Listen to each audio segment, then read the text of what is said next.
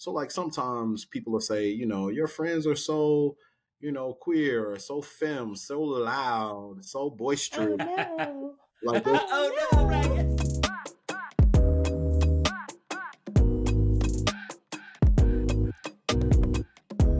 Hi, I'm Aaron, And I'm Dr. Kia, and this is the Ratchet Roundtable podcast, where we explore the defiant, irreverent, unapologetic ways that everyday folks get free and thrive.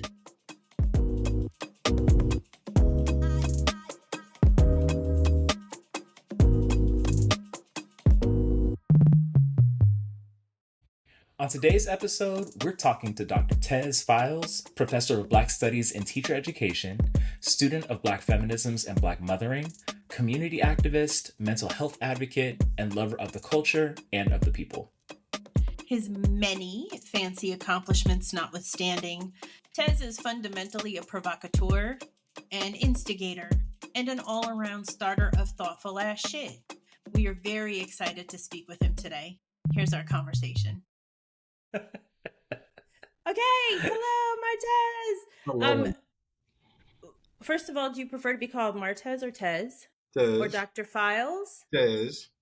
Tez. Okay. Tez. Who's in the room? Okay, so let's start with, I gotta be honest, I don't remember exactly how we met, and I feel like it started on Facebook? I think so, for sure. For sure. What do you remember? I think either I saw your work and I told you it was amazing, or you saw my work and you told me it was amazing. Either way, I was floored by you. I thought you were so brilliant, and you are. And I remember reaching out to you throughout so many points, you celebrating me celebrating you. And then I remember I was writing my dissertation and I reached out to you and I said, will you look at the methods section for my dissertation? Like, I'm stressed about it so bad. And you looked at it and you read it and you gave me such wonderful feedback. And you told me, your methods section is brilliant. It's stunning. I loved it. And that just meant so much coming from you. Someone who I respected and thought was incredible. So that's what I remember. So, yeah. So all that to say, can I cuss on here or no? Yes, it's Ratchet Roundtable. Okay. Yeah. You are the shit. I have always known you. Yes. Yes. Wow. Period.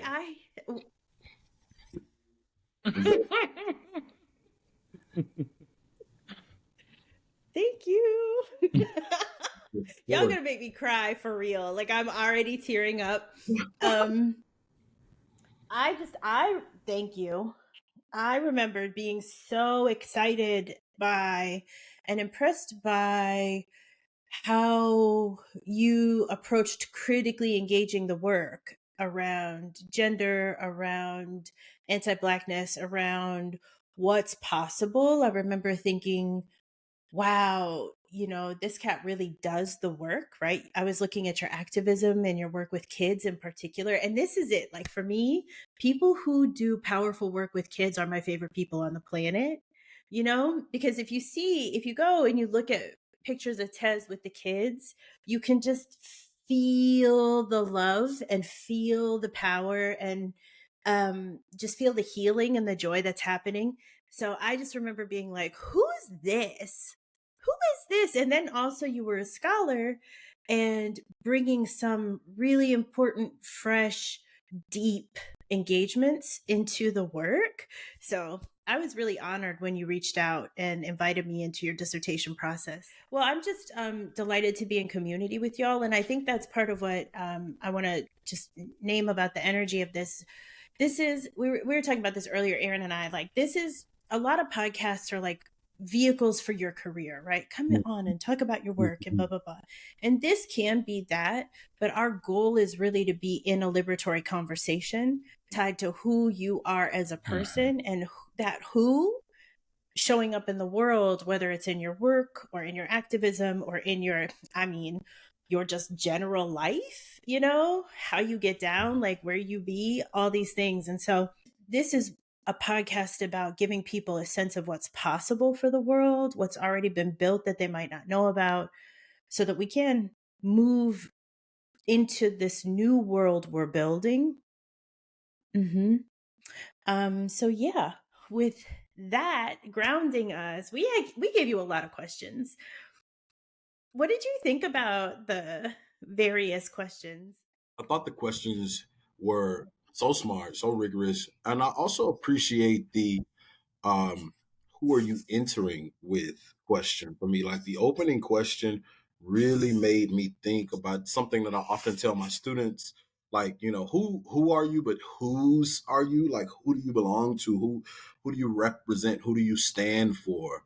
Whose interests do you stand for? And so it made me think about those things. I thought a lot about my grandmother, and that was so um it was a journey. It was an emotional journey for me because I thought about, how she would be responding to the socio-political moment right now, how she would be um, dealing. My grandmother was a lover of gospel music, and I was the other day I was listening to a few gospel songs, and I haven't listened to gospel in a long time, but there are some few like I Won't Complain or Better Day. Mm, Those mhm. songs that I know would have helped my grandmother get over. And so I thought about that as I was reading the questions and thinking through them, and even ratchetness for liberation. Super important. Super important. Yes. Well, thank you for that reflection. The song that I think the song I always keep coming back to is I Shall Not Be Moved. Um, just like a tree, by the water, just like Yes. soaking up Mhm. that nurturing water, that moisture, just steady rooted. That is a song that honestly just gets me through and is constantly on my mind these days because there are so many stressors. There's so much going on. Um Word. Well, so Mhm. thank you for bringing your grandmother into the room, into the Yeah, space yeah. and that lineage. When you think about when we told you like this was called Ratchet Roundtable, we're talking about ratchetness as liberation. Was there anything that came up for you? A story, a moment, an experience? Yeah, I think about like um I grew up in the hood, right? So I'm from the hood. And I feel like one of the things that's really important for me is recognizing that my folks have always understood that no matter what the people in power were doing, we were always going to do whatever the fuck we wanted to do. And I feel like that for me was really important as I was developing, because I think about how even as governance or government continues to fail us, my folks have always known that we were ungovernable and that you were Mm. Mm. uh, lock us into anything. You were never going to hold us captive. You were never going to um, make us feel like we couldn't escape. And I grew up around people who would um, literally burn it down at the sight of oppression. People who refuse the kind of oppression. I think often about and this is starting the conversation heavy, but I think after, 2020, this pandemic era where a lot of folks write about us as experiencing a dual pandemic, which is a pandemic of racial uprising, while at the same time dealing with a public health catastrophe.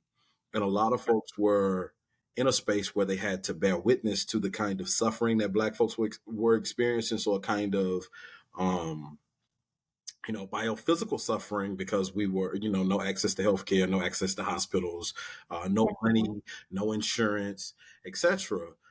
But a lot of Black folks were also bearing witness to the kind of racial injustice and kind of forced to pay attention to it and were struggling. And I thought about how when the Breonna Taylor situation or the George Floyd situation reaches a tipping point, I remember folks calling me saying, "We need to tear some shit up. Like it is time to tear some shit up." And I remember the days and days of protests that I was engaged in during that time, and I remember being alongside people who were highly sophisticated in strategy, highly studied, well read, and the only thing they knew to do at that moment was to disrupt the power structure as is.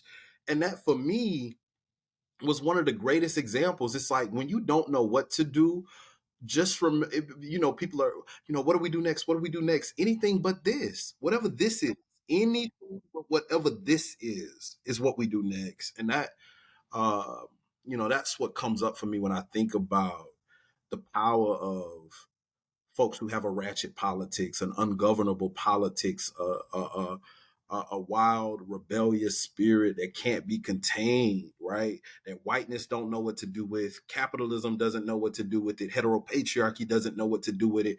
It is uncontained, uncontrollable, ungovernable. And it's a power to that. It's just a power to that. Mm. Mm-hmm. I appreciate that. Covered for in real. goosebumps. Go ahead. No. I appreciate that you bring that up, because I think about that energy that people had in 2020, and I'm thinking about us fast forwarding 5 years and seeing all that we've seen. People being out in the streets, witnessing a genocide from their phones, right? And how we are, seeing powers that we didn't see from the 30s in another country come back to this one, and seeing people feel senses of hopelessness, despair, etc. And I guess my question is, considering all of that and where we are right now, what does it mean to you now in terms of that ratchet politic to fight back when we feel so tired? How do you, I guess, effectively, how do you kind of keep yourself restored on the day-to-day when you're working with your students, when you're just going about your daily life, thinking about like, I'm still here to fuck shit up, right? Yeah. I appreciate the question, and I appreciate the kind of intellectual framework that the question is derived from. The idea that I have a mentor, Dr. Perry. She's a provost at Miles College. This is an HBCU in Alabama. And, she often used to talk to me when I was doing my activism in 2018 and 2019 and 2020. And she would always say, Tez, we come from a people who have a stick-to-itness about them. Like, we come from a people with a stick-to-itness, a people who have experienced great suffering, tragedy, catastrophe, pain, and suffering, and who still refuse to lay down and die, who refuse to be on their knees, who refuse to kowtow to violent superpowers, right? Mm-hmm. And for me, when I think about the kind of suffering campaign that we live under, the kind of death machines that we are always navigating, it's important for me. There were some folks who were doing a lot of work around like rest and recovery for a long time. And I feel like it ended up becoming like a kind of Go ahead. kind of it got real therapeutic, real capitalist, real materialistic in ways that I felt like were not restorative to us, right? So and Bell Hooks writes about this, right? Bell Hooks says that at the height of the crack epidemic, Black folks were addicted to drugs, but white folks became addicted to shopping. So they became a kind of corporatist, capitalist, consumerist class where their addiction became what they could buy, what they could spend their money on, that becomes their drug of choice, their way of taking an opioid to not deal with whatever it is we have to confront and deal with. And I feel like rest is essential for us because we are caught up in a system of violence, and because we are caught up in, unrelenting terror campaigns that are not going away anytime soon. And so we do have to eat well, sleep well, take care of ourselves, find our people, be with people who love and care about us. But we're doing that so that we can survive these systems, not so that we can participate in capitalism or be capitalism's greatest greatest consumer. We do it because we know that we have to survive this thing and the next thing and the next thing and whatever else is coming. Related to that, because I think that there's this my thriving framework and my research is grounded in talking to young Black LGBTQ and same gender loving, fundamentally activist minded people, right? And the survival dimension is real. We can't move beyond it. And it was interesting to me in my conversations with them. This is where sort of the formal sort of research kicked off, was finding out that nobody had ever asked them, to a person, nobody's ever asked me what my thriving would look like. So it was always like, yes, I'm studied in survival. I Mm-hmm. have these strategies, these networks, these practices, et cetera, et cetera. But not thriving. And so I am really curious about teasing out that difference, because I think we're in a moment also of world making. I think we're in a moment of taking the wisdom that does exist tied to our joy, our abundance. And by abundance, I don't mean money. I mean abundant spirit, abundant Yeah. possibility, dreaming, expansiveness, just like you said, refuse, throwing off all of these constraints Yes. on who we're supposed to be able to be, which was all manufactured in the first place. So I'm curious about your thriving. And sometimes that'll, or like your dream of, your vision of beyond survival. And one of the entry points that I'll sometimes ask people about is, what are the conditions under which you feel like you can simply be, where you just get to exist in your fullness? You just, Yeah. I feel like for me, that thriving happens in spurts and in moments with people who I know genuinely care about me. And I think I'm most at a position where I can truly thrive when I'm around people who have taken time to learn themselves, to learn our community, to learn what they need and communicate those needs to me. And I've most often felt that I could be my full and complete self in spaces with folks who are also their full and complete selves. So, like, sometimes people will say, your friends are so, queer or so femme, so loud, so oh boisterous. no, Like, Oh no, oh right? I love, I like being with, I like being around people that y'all hate, like people that y'all can't stand, people who make, like, there is nothing that makes me happier than being around people who make y'all sick. Like, I love being around butch queens, femmes, high femme energy. I love being around, like, people who refuse your systems. I love being around folks who laugh loud as hell, and it is a kind of, oh my god, like, we shouldn't be this loud here, no.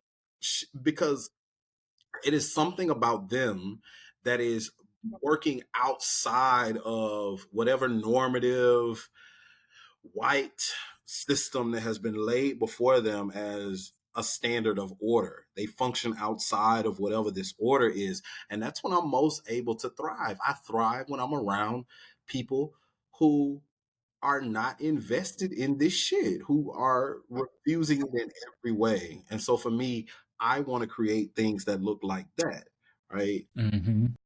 And that's to say that I've heard people say that, like, we're reimagining or we're imagining otherwise, like all of these things. But when I hear what they're imagining otherwise or what they're reimagining, it often looks like what we currently have, or it looks like blackenizing or browning up whatever white thing has already been laid before us.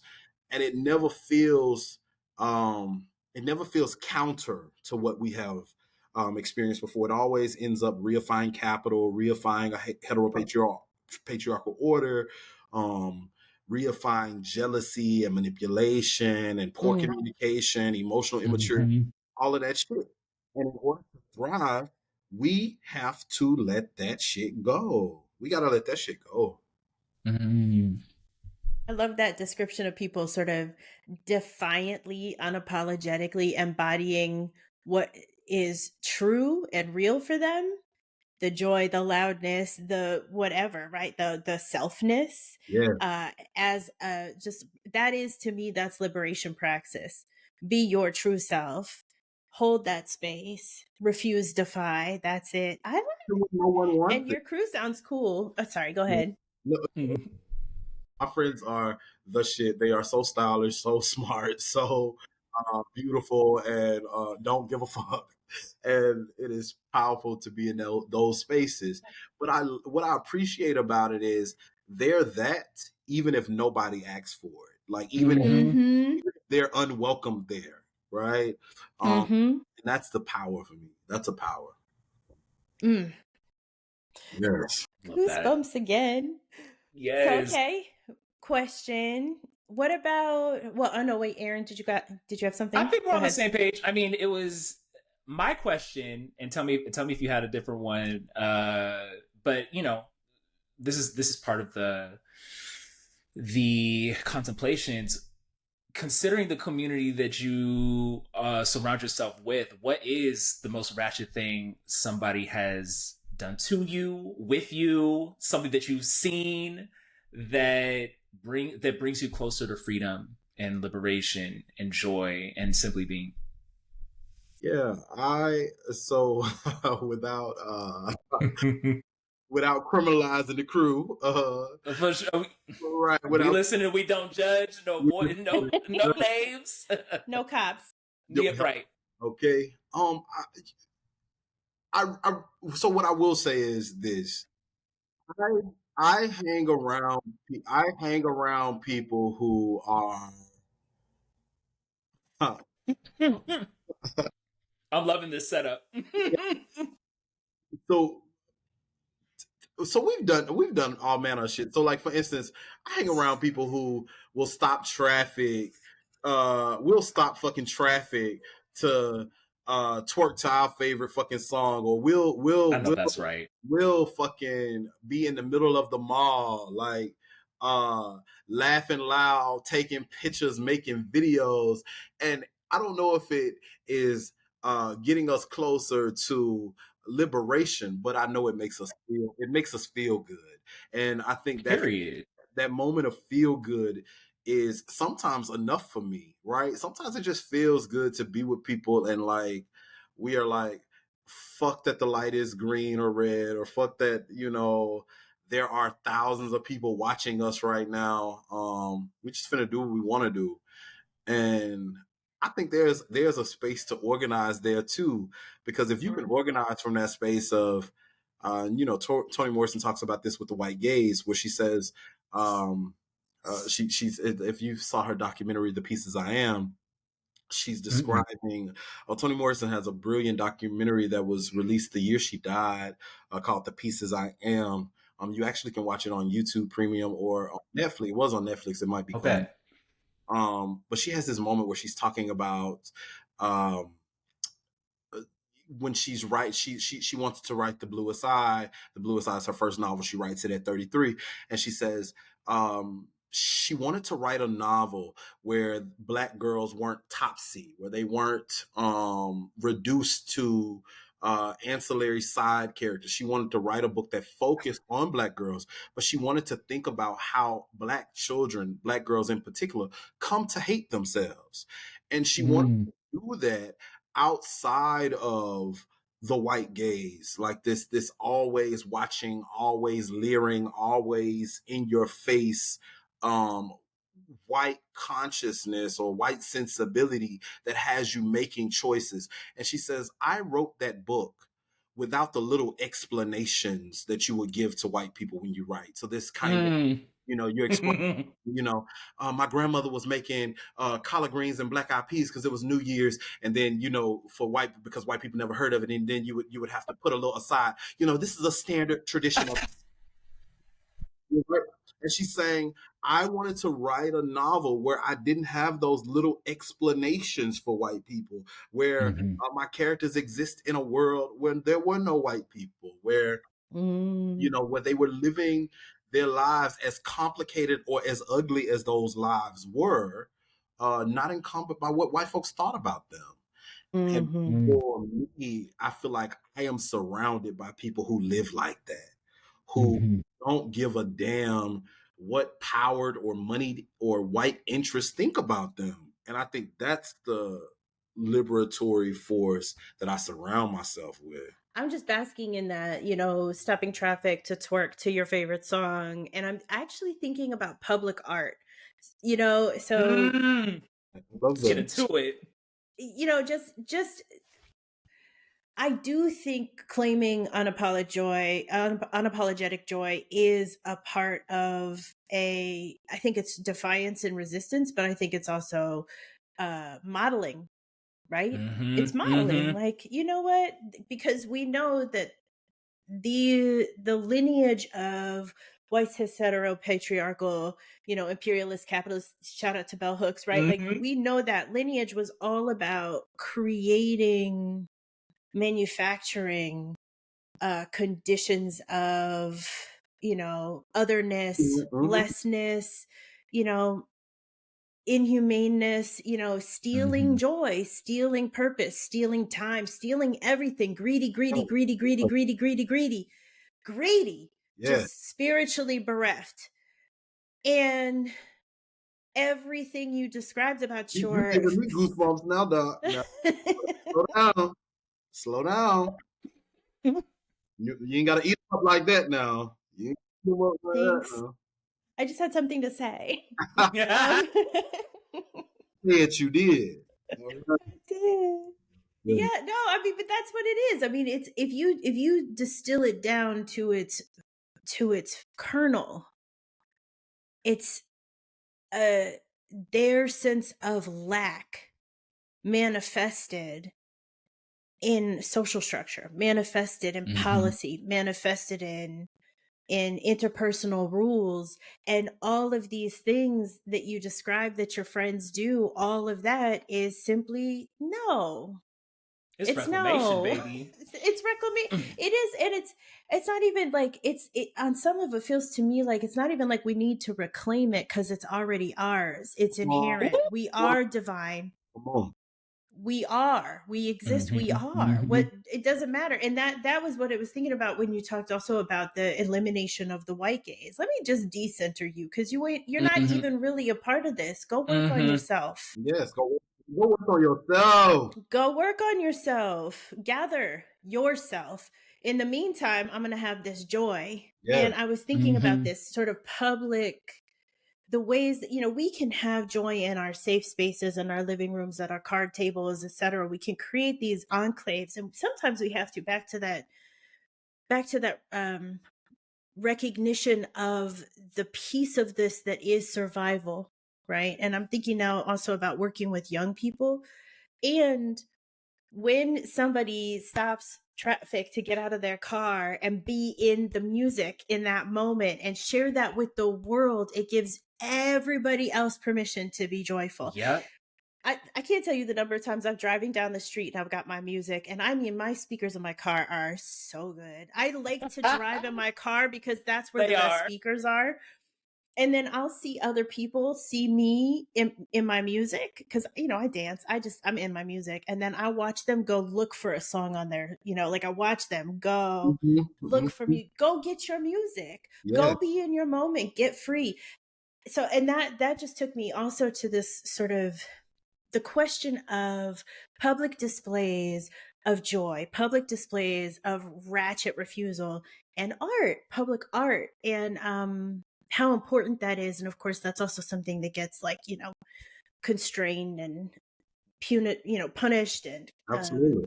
But I'm curious, is there any art or artist or, other sort of public manifestation that you think of that maybe the world could know about that's, inspiring? I don't know. So I love so one of my secret loves is like Black women rappers. I have yes. I have such, and people get mad at me because like everybody wants me to be like, oh, I love insert some little hype, and I do love some like Black men rappers, like I love Lil Baby and other folks, but there are some. He's ratchet. Yeah. There are some Black women rappers though, so there are three in particular who I always think about. for me, and there's a rapper named Mona Leo who I love. Y'all need to follow Mona Leo. Okay. Mona Leo Okay. she will make you want to like just fuck something up. Like you need to. Yes. She does not play. And there is another rapper from Alabama where I'm from, Mobile, named Flo Milli. Yes, come on. Flo Milli is the shit. Mm-hmm. Megan Thee Stallion for me. Yes. And the reason why I love Megan, so I just watched the Megan documentary like a few months ago or 2 months ago. I still need to see that. Watch that. Megan documentary is on Amazon Prime. It's such a powerful documentary because her mom is her mother is such a central figure in her life, and then she loses her mother, and she shows but she shows how central her mother is to her. So her mother is working with her on her breathing. Her mother is playing the piano on some of her songs. Her mother is filming all of her twerk videos, filming all of her freestyle raps. Her mother is a rapper who was never signed, but was a local artist who was like one of the hardest battle rappers in her city. And so she is. I didn't know that. She is learning from her. Her mama's so pretty and just thick and just gorgeous. And Megan sees her growing up, like seeing her mother rap and in the books. And there's this moment though where Megan is like breaking down in front of the world, where she's surrounded by people who she shouldn't be surrounded by, right? People who are not good for her. Her mother just died. Her father had died years before. She is alone in this moment, but surrounded by people that she shouldn't be around. And she's trying to fill the void with like alcohol and sex. And it becomes disastrous for her. And she describes it. And then she describes going on this long healing journey where she tries these mixed modes of healing, where she's like doing Oscar wash and like yoga and out in the wilderness and silent retreats and just like all of this stuff. And she comes back and she says, I'm still not ready to return to stage. I'm still not ready to return to music. I still have so much anxiety, so much weight. And she takes a moment, works through those feelings, and then decides to give a show dedicated to her mother. And it was so powerful for me.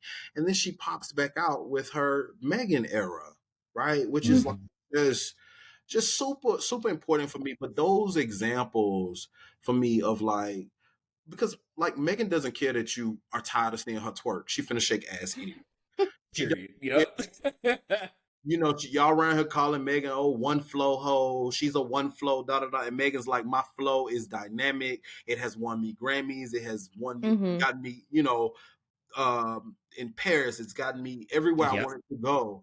And that for me is such an important model of what is possible when we don't care, when we step into our power and create what you are supposed to create. Use your gift, no matter who is coming up against you. And for me, that's just a powerful exemplar. Yeah, I appreciate that you said that. I'm reminded of, I still need to see the documentary, but I am reminded of I think it was, she was on one of the Tonight shows and she was performing. It was a performance where she had her like backup dancers that were all in the kind of like Miss America, kind of the sash situation. She starts talking about, there's a moment where she's rapping and then she starts, you can hear her voice start cracking. I think she's talking about her mom. And you know, but she's still going through it, and she finishes her performance. And I don't know, I think about that on a number of different levels. Like thinking about my own grandmother who passed away last year, my mom's mom, and thinking about, I appreciate that. You know, I think about, you know, my mom and how she has provided an example for moving. You move through it, right? You acknowledge it. You acknowledge it, you sit with it, and then you move through it.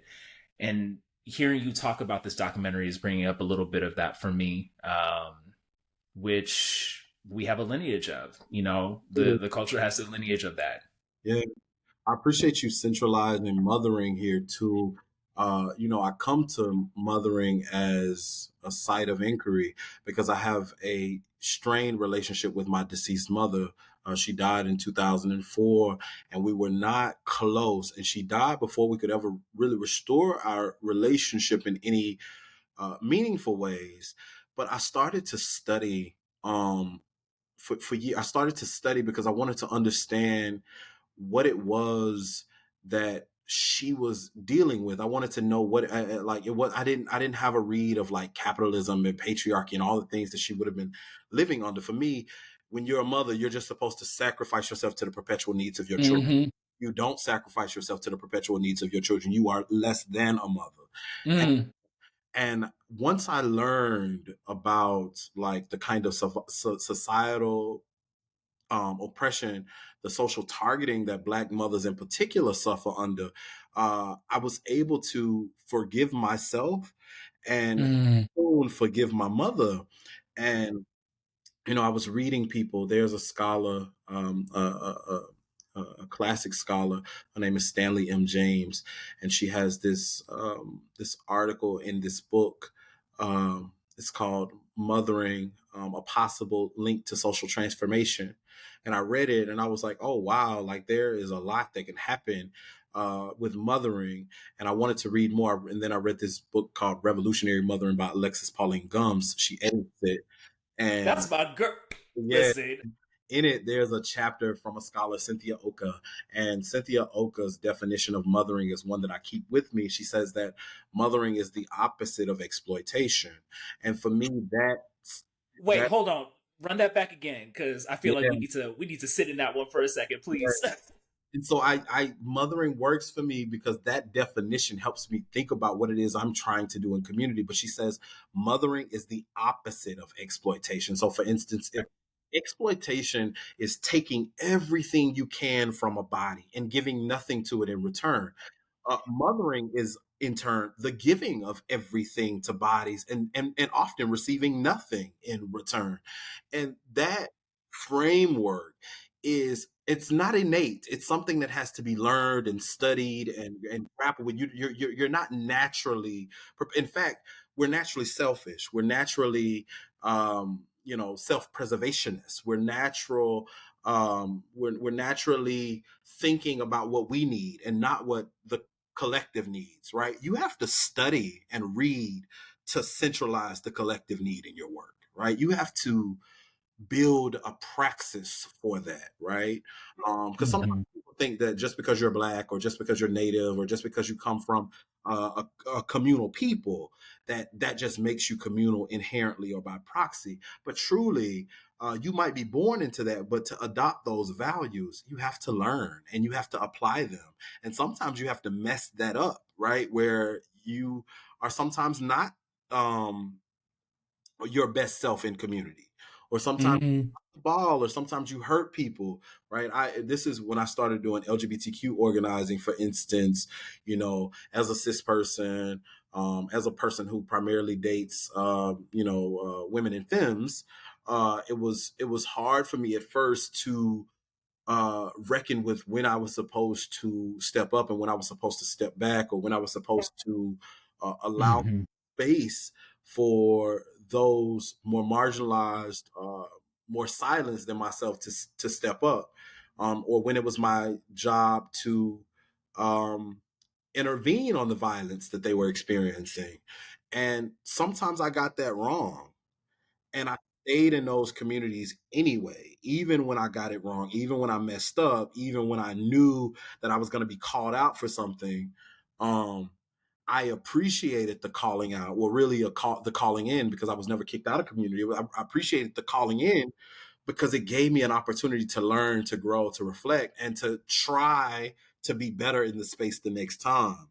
And that was a powerful lesson for me, only possible through staying in community with people, and who were willing to love me through it. Um, Folks with mothering seeds. Yeah, right. I was about to say, folks mothering you through it in a Yes, way, right? absolutely, for sure. It's interesting because I was having all of these responses to what you were sharing, Tez. Like, in my experience as a person with a uterus who has bled, who could, become pregnant, who could, bring life into the world, and who was raised and read as girl and then woman. Mm-hmm. I was thinking deeply about the what you said about being inherently self-preserving, Mm-hmm. and holding that up next to the ways that I see girls, women, and femmes, people who sort of are inside of this identity of Yes. nurturer, Yes. not necessarily being self-preserving. And I was, this constellation of all the ways we get socialized to put ourselves second or last, right? To put ourselves at the end of the hierarchy of needs. And the ways that that can show up reasonably.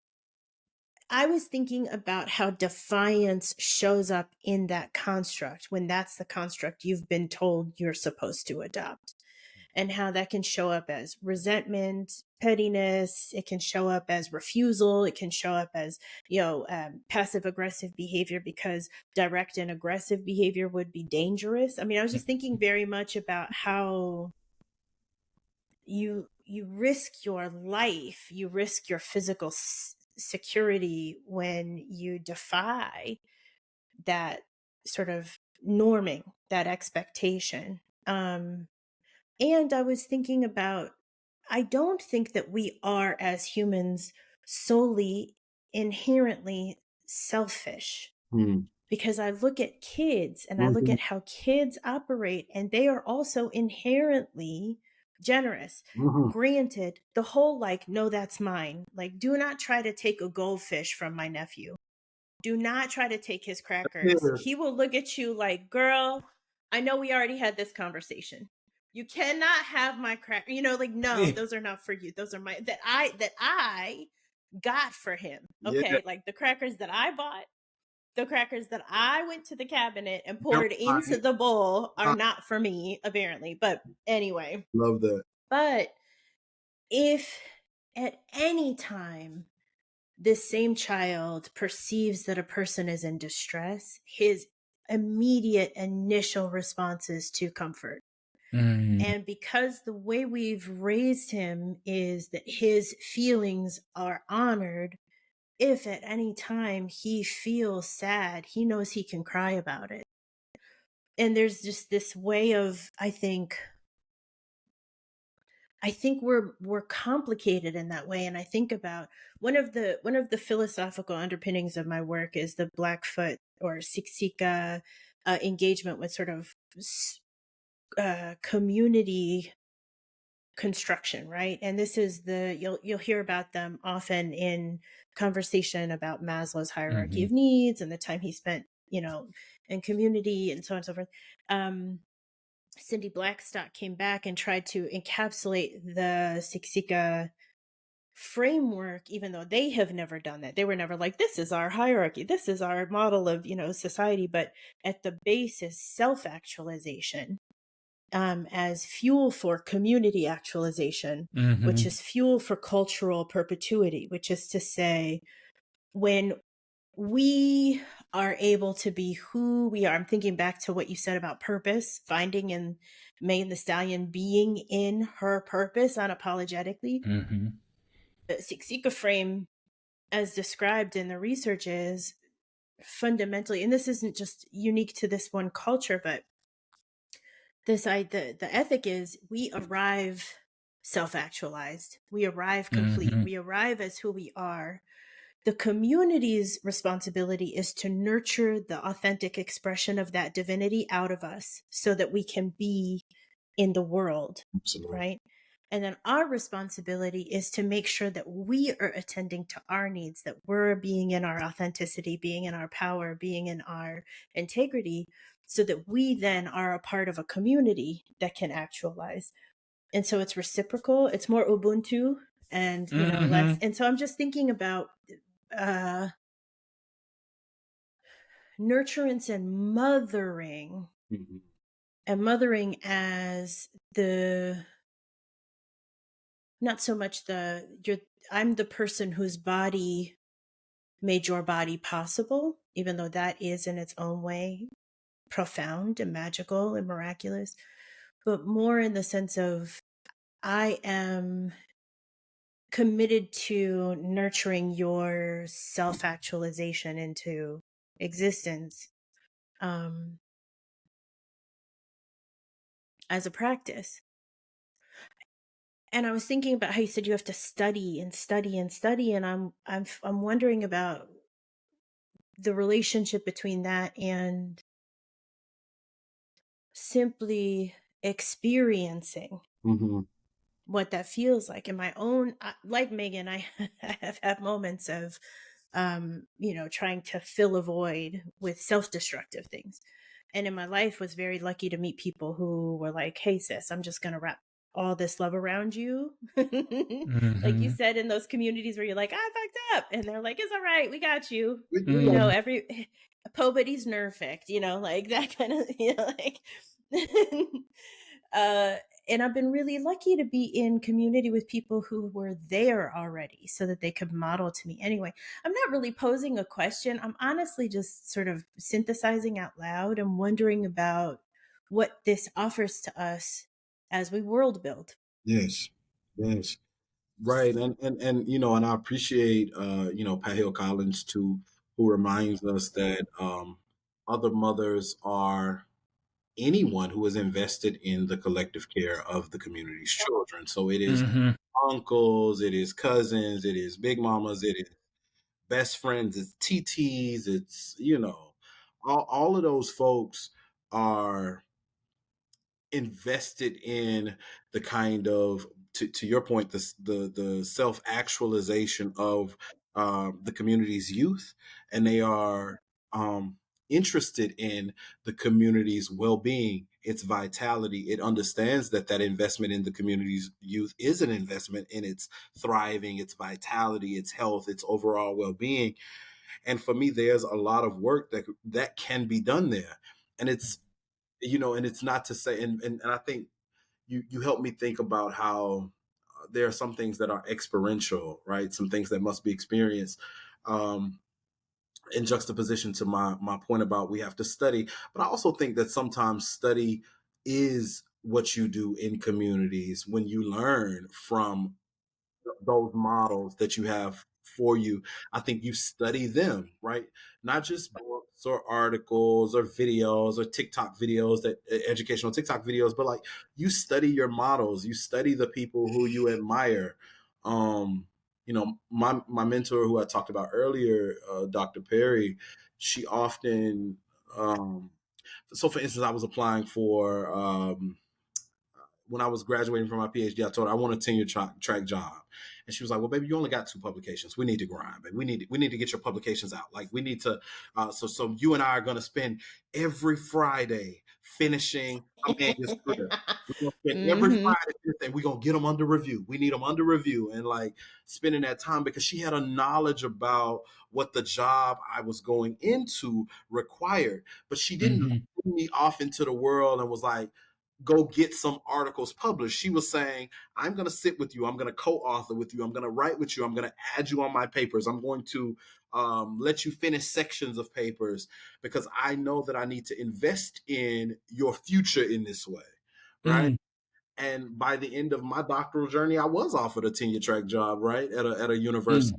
And I did graduate from my PhD program with 7, 8, or 9 publications. But Mm-hmm. the work of that was her recognizing what it is I said I wanted to do.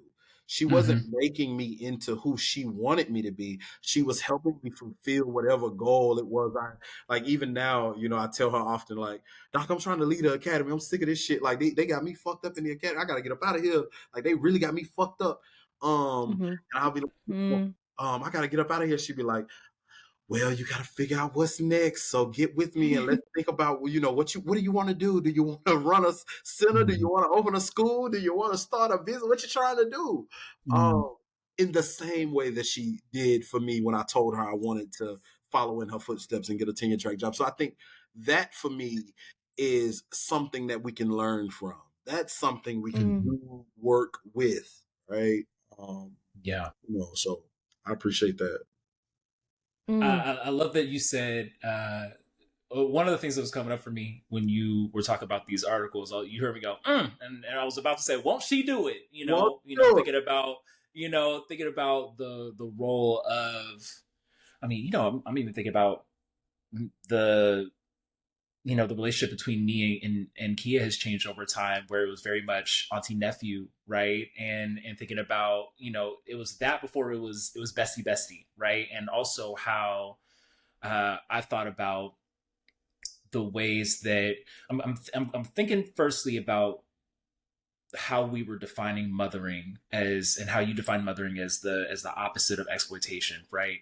And also the thing that I kept thinking about is how Black women in particular who take that role of mother in any kind of way are often pouring out so much with little social expectation of being, given anything, pouring back into the cup, right? Which is something that I've grown increasingly curious about within myself as a cisgender man.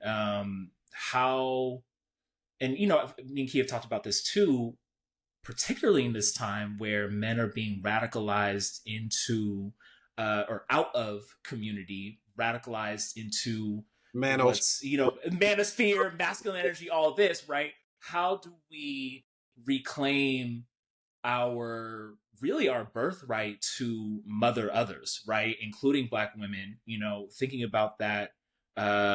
It's a question I've asked myself, but I'm also posing it to you. How? Yeah, because we're tired. I picked up that much. And I'm, what does that look like? I guess in terms of your personal. What am I trying to say? What does mothering look like to you in terms of giving back to some of these mentors and people that have invested in you? What does that look like from your perspective in terms of mothering? Yeah, I mean, so I was raised. My older sister took care of me when I was coming of age, and she protected me and fought for me and taught me lessons and gave me places to stay when I didn't have places to stay. She had my first nephew in 2010, but she gave birth to a second child. She said, Chanson doesn't want to stay with me anymore. I'm hurt by it, but I'm going to respect his wishes. And she said, I don't know what to do. I said, I'll take him. He can come stay with me. And I remember this moment where she was overwhelmed by the emotion of the offer.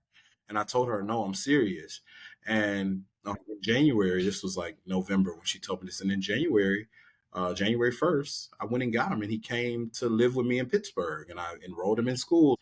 And now I'm raising him after having already, my children are already raised, and I don't have to, all I have to do is send them a little money every blue moon if they get broke or if they get a ticket or some shit. So now I have a 14-year-old and I have to care about, did he do his homework? And I have sure he eats every day, and that he brushes his teeth and take his bath, etc. But it's me understanding that someone who poured into me was deserving of reprieve, and the person that she loved was deserving of a kind of autonomy. He did get to decide who he wanted to live with. If he couldn't handle that, or he didn't want to be there, he shouldn't be forced to be, and she also shouldn't suffer. And so what is it, someone who cares about her, to relieve some of her suffering?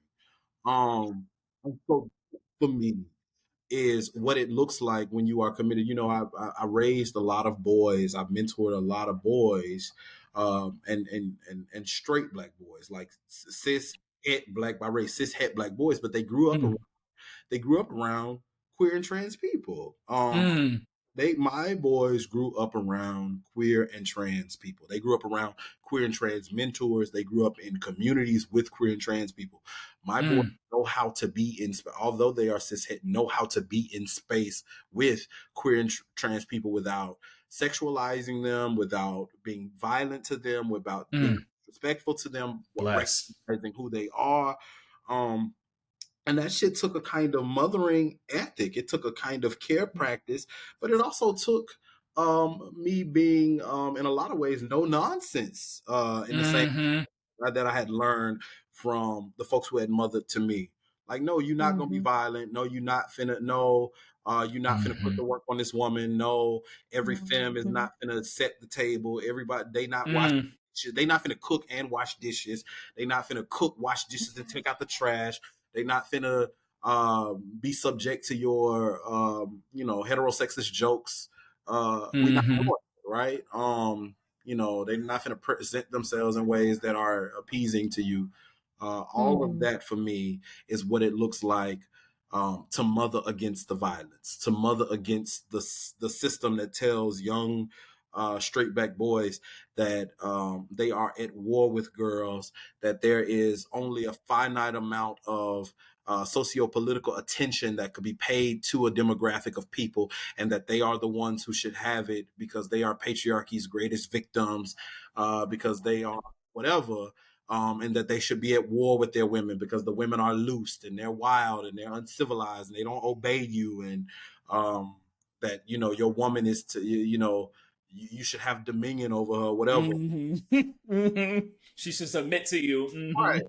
And so right, no. The work of being a Black man who mothers is to eviscerate those ideas in the psyche of your children so that they treat people well, and by proxy other people treat them well. And I think there's a lot of work to be done there, for sure. It's Ubuntu again. Absolutely. Mutually constituting, mutually reciprocating. Absolutely. That's really beautiful. I actually really love that you brought up the dimension of relationship that's about sort of rendering Black women ratchet in the negative sense as a way to dehumanize us. And that's actually at the heart of the sort of the ethic of why we decided to do Ratchet Roundtable, and this like reclaiming of Ratchet as a way to exert power. And I think this does bring us right back to your friends. Yeah, like it brings us right back to your friends. Yeah. Yeah. It does. I think this is so powerful and beautiful. Thank you both for creating a venue like this and for facilitating conversations that look like this.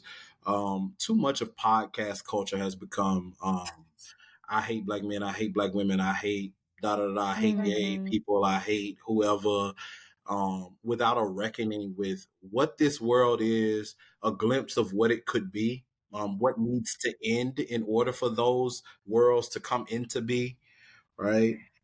Yeah, let go. Let it go. Let it go. Let that shit go. Just let it go. Yep. And I think that's it. It's so much nicer on the other side of the gauntlet of really facing yourself and facing I think so much of what we have to pay attention to is systemic, institutional, right? We did not make the world we were born into. We inherited all this bullshit, and we've done our best to figure out how to survive. And if we want to be free, then we also have to, it's like people talk about killing the cop inside of you. Like we have to look at the beliefs and the practices and the stories that we have internalized. And there is a kind of, I really do think about apocalypse in this context, because there's this way that we have to go deep and go dark and go quiet and go into hell and go into death and be ready to sort of traverse that so that we can come back to ourselves, right? There's Absolutely. this self that you become out of survival, Yes. which is completely understandable, and then you realize you're in your own way, Mm. right? And it's so much nicer on the other side of it's not a one-time journey, just like thriving is not a destination where you're like, oh good, I've arrived I've at arrived. thriving and now everything's wonderful all the time and there's no Yeah. pain. But like those journeys through it's like it's letting yourself go and reclaiming yourself like in a deepening spiral to the core.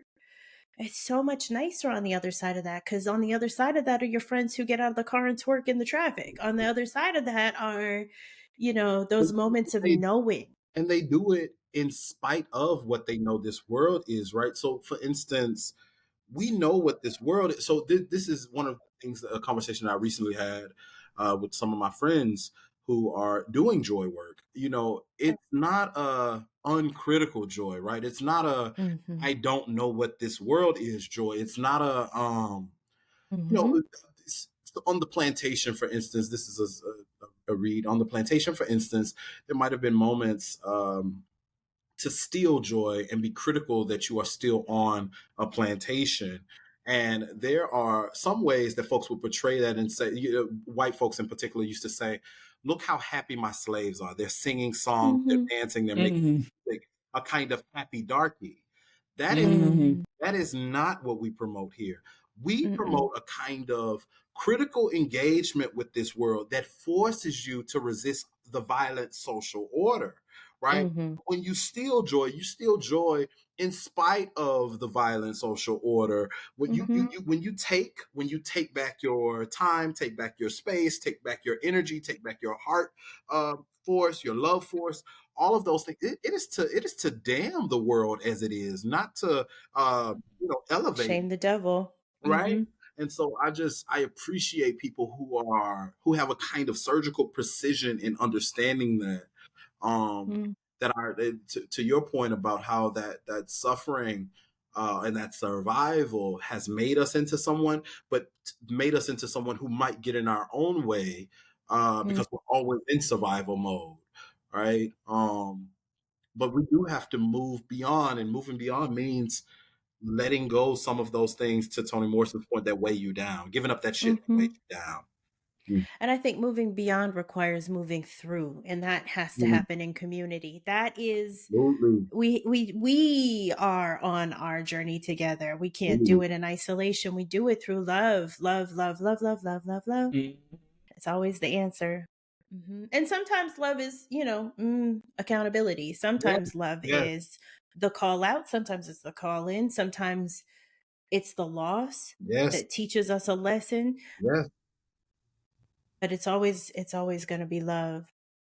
Yeah, I'm thinking about this is making me think about what I mean all of this is making me think about what is possible when we see so much beamed to our phones into social media about what we're losing.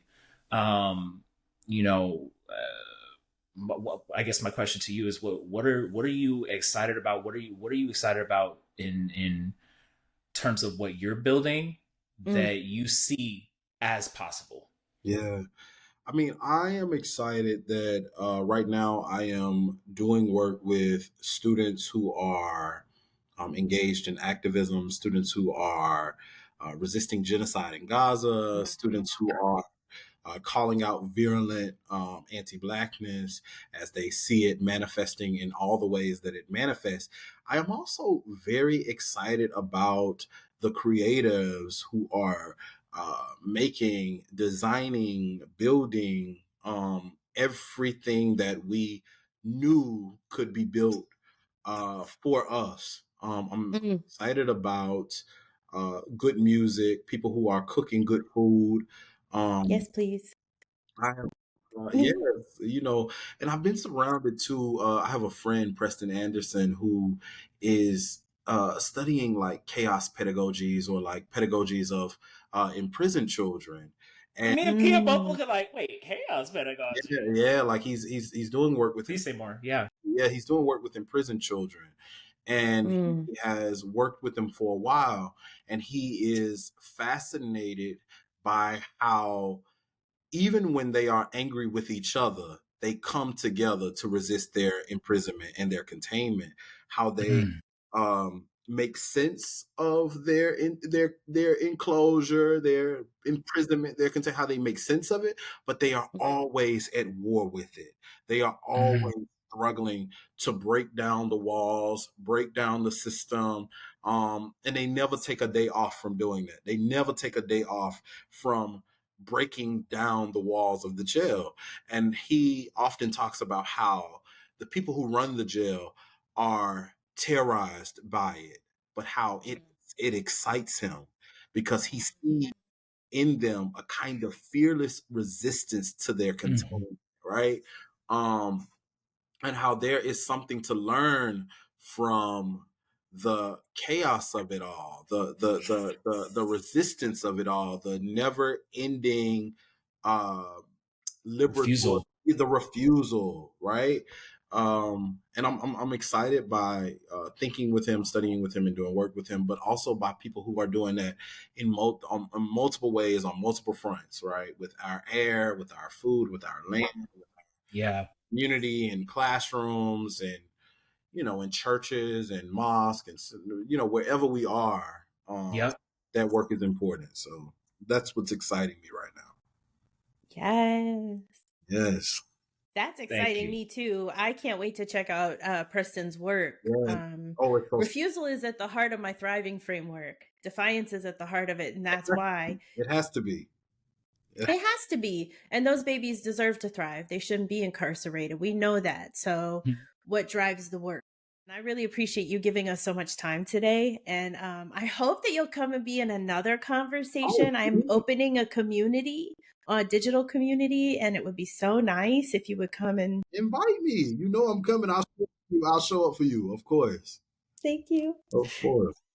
Okay. Well, so it's see you later, not goodbye. I want to ask y'all one more though. So I'm interested. It's okay. Go Come for it. on. What song do you have on repeat that you cannot cut off right now? What are you playing over and over and over and over and over again, and you can't stop? Nissan Altima, Dochi. Nissan Altima. Oh, Nissan Altima by Doji. When I tell you, Let's go.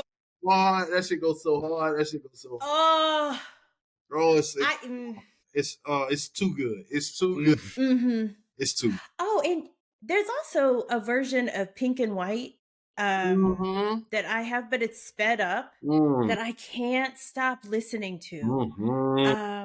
Let me find out when Aaron's It's like answering the the TikTok question, let me version. find out I know what you're talking yeah, about. it's like I can't, I mean, I love that song, but I can't stop listening to this. Yeah. Okay, let me see. I'm looking through my playlist right now. Cause I've been listening to all types of stuff. Tez, are you on Apple Music? No, I'm not. But you can send me. I have an iPad.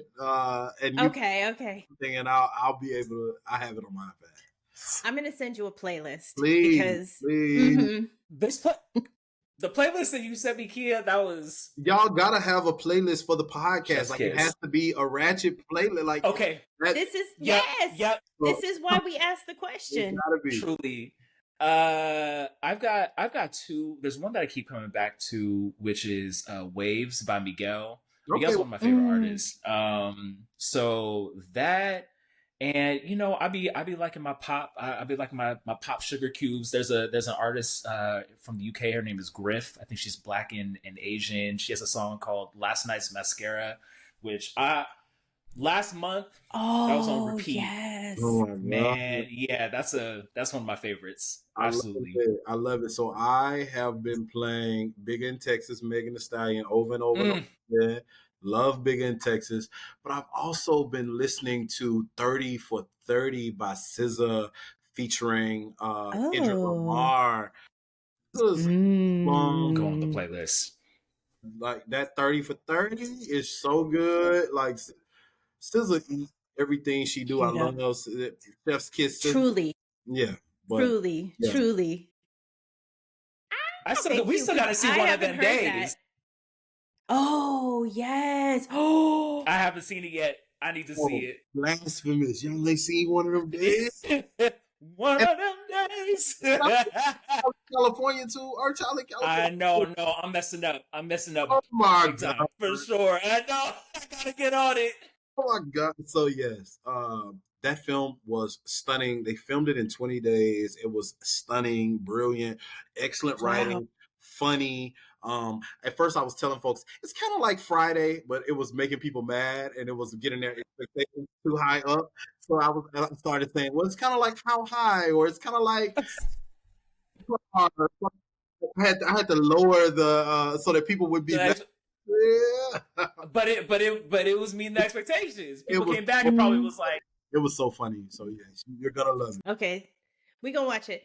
I have not had good work-life balance recently, but it's for a good reason. It's because we've been launching this podcast. It's because I'm building that community. It's because I'm trying to be in my purpose, and Excited. shown up. we're getting there. I'm so happy that you were our first guest on this For podcast. real. So, For real. like I'm blown away. Like I'm like honored, like super honored, and this podcast is about to take off. It's going to the stars and beyond. It is brilliant. You both are brilliant and amazing, and I'm so honored that you have me. Thank y'all so much. Appreciate you. Thank you for being here for real. It's been a pleasure. This was such a fun and inspiring episode. Tez invoked Megan Thee Stallion, mothering, other mothering, twerking in traffic, and just so much about pleasure and relief and the incredible power of community existing abundantly and, simply put, thriving. Mhm. Yes. I think I would characterize Dr. Tez's approach to life and work as inherently disruptive, Yeah. if you will, essentially ratchet. Uh-huh. He invited us, I think, to grapple with still being on a plantation of sorts, having to acknowledge the violent social order while still resisting it, and in doing so, stealing back our joy, time, space, energy, our love force. There's so much here. There's so much Yeah. here. Yeah, he really took us to school, but it was like the best field trip ever. Or like, not school, but just being at your friend's house, chilling on a Saturday. There was just really a lot going on. Mhm. Yes, it's giving Yeah. Miss Frizzle. Yes. It's wonderful, to be clear. I agree. I absolutely agree. Anyways, there's so much to love about our conversation, so let us know what you notice, and you can comment on YouTube. Yes, this has been Ratchet Roundtable with Aaron and Dr. Kia. Stay loud, stay free.